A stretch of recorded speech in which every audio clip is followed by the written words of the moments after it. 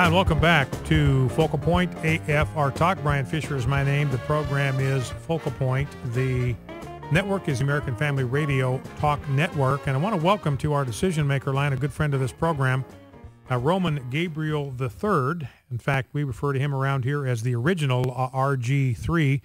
But Roman has got a program here on AFR Talk. And Roman, I want you to begin by talking about your program, when people can hear it, how they can get more information about it. And then I want to kind of pick your brain a little bit. Maybe we'll take a couple of phone calls and have you help us respond to those phone calls about this terrible, terrible shooting at this Connecticut school. So first of all, Roman Gabriel, tell us about your program and how people can get more information.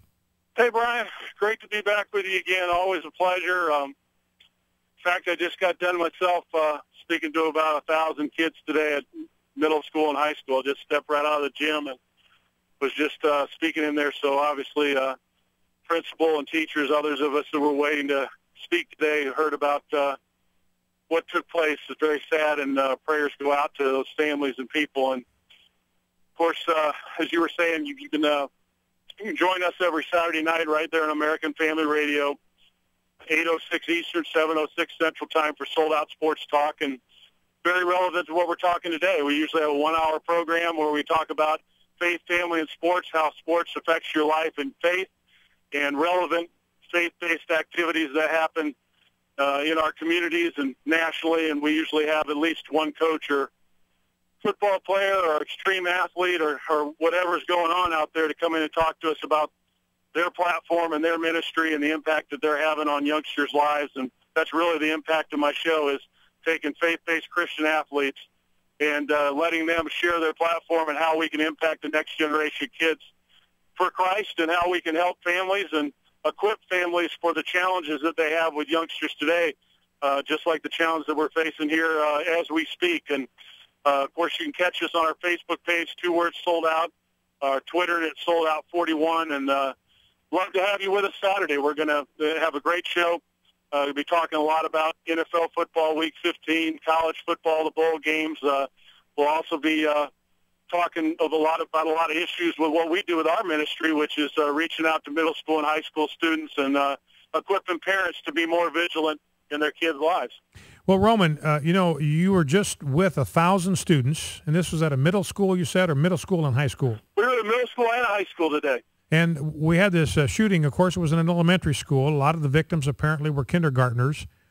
We've gotten some confirmation, I believe, here. Well, maybe this is just a report that the parent of the shooter was found dead.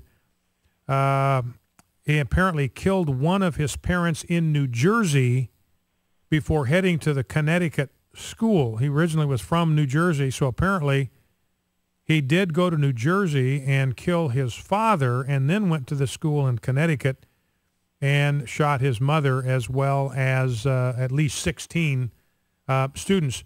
But Roman, a lot of what you do in your ministry, in your work, is talk to students at the middle school and high school level. So you spend a lot of time around students. You spend a lot of time in a school environment. When you first heard about this tragedy, what were some of the thoughts that went through your mind? Well, the thing that crosses my mind is what I'm most concerned about. That, and I don't want people to take this wrong. Obviously, from a political standpoint, we're all concerned about the direction of our country. We're all concerned about the leadership of our country. We're all concerned about Christian values and family-based values putting on the back burner. And the more we see the secularization of our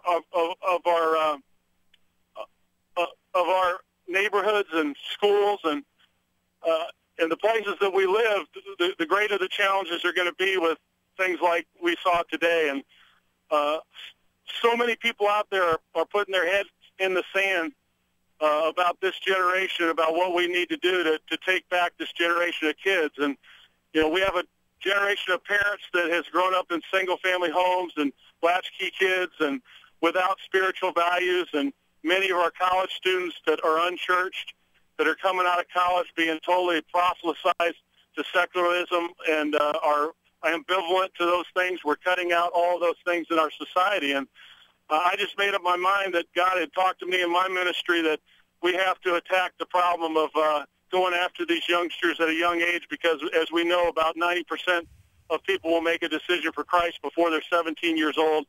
Drug and alcohol education is just the reason why we get into the schools, where we're able to talk to youngsters, to encourage teachers and coaches, and to give them what I call biblical principles, what schools call life skills. We have to start equipping our kids to make proper decisions and about consequences and about setting goals in their life, things that cannot be learned with English, math, and science. Those things are really important, but when our kids are lacking exercise, when they're not eating right, when they're not spending time on things that matter, we're going to find it tougher and tougher if we don't address this problem of this next generation. And, of course, we all know that the real answer to these problems of a lack of hope and a lack of direction is a relationship with Jesus Christ. And I'm just tickled that we can go into the schools, that we can have an impact in the schools, and that we can provide a service that they desperately need, and then, of course, use that opportunity that we win the respect for the opportunity to talk to them about, exercising their faith, just like a muscle, taking Roman, a look at what's important in their life. Roman, I want to ask you to kind of your perspective on this, because you're around schools so much, about what you've seen in terms of, have you observed sort of and I'll set it up here, but where I'm going is to ask you the question, have you personally observed sort of a decline in kind of the moral climate in the schools you go into? And we've been talking in the course of this program about the fact that in 1962, prayer was kicked out of public schools.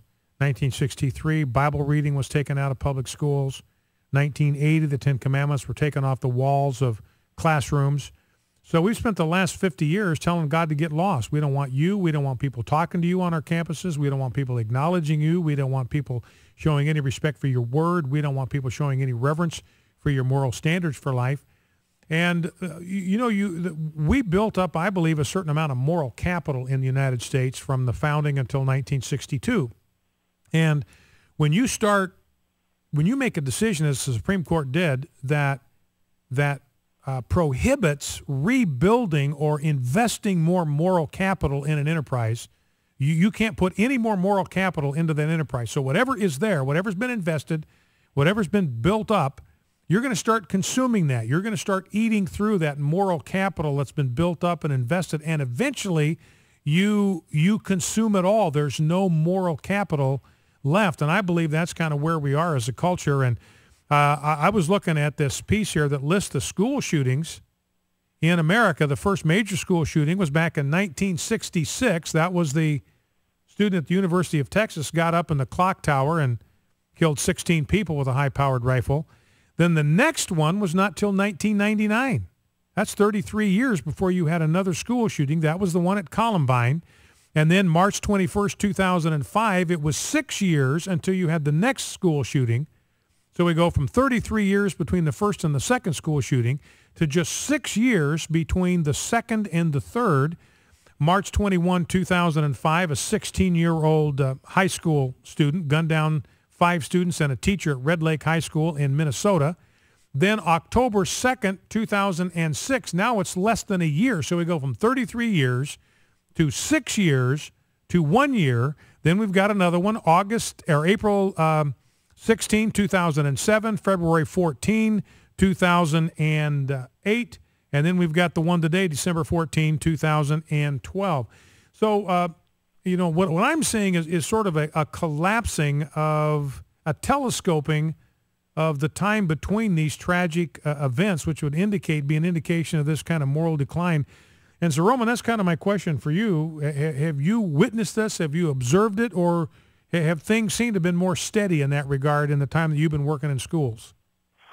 Well, I think it depends upon where you're at. In the rural cities, outside major cities, there's a lot more openness and a lot more spiritual foundation.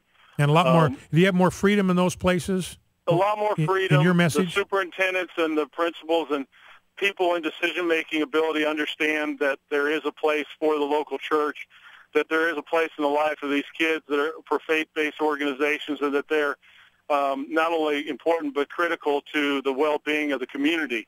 You go into the bigger cities, that becomes a little tougher. here in North Carolina, pretty much most of the places I go that are outside of Charlotte or Raleigh, North Carolina, which are the more liberal areas, you have a lot more leeway in terms of faith-based opportunities, getting into the schools, being a positive influence in the schools. Right now, I don't know what it is in Mississippi or in some of the other states, but here in North Carolina, we have a very big shortage of monies for extracurricular activities. And what I mean by extracurricular activities is after-school activities, assemblies such as what I'm talking about today, where you're bringing in positive role models to speak truth to kids, encouraging them towards success, giving them positive life skills.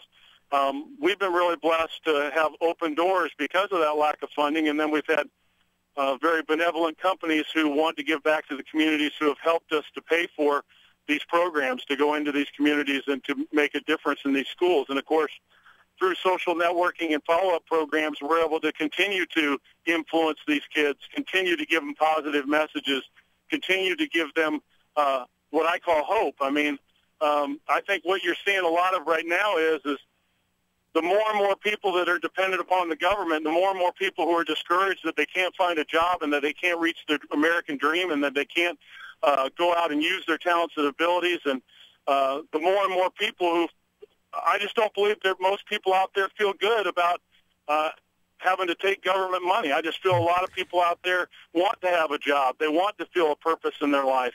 And well, there's Roman, a lot of these kids that this second generation or so, we just have a lot of kids who are going unparented.